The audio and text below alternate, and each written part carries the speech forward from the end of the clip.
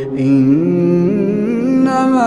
يؤمن بآياتنا الذين إذا ذكروا بها خروا سجدا وسبحوا بحمد ربهم وهم لا يستكبرون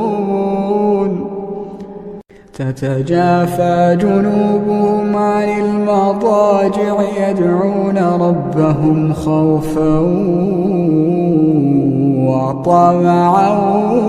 ومما رزقناهم ينفقون فلا تعلم نفس ما أخفي لهم من قرة أعين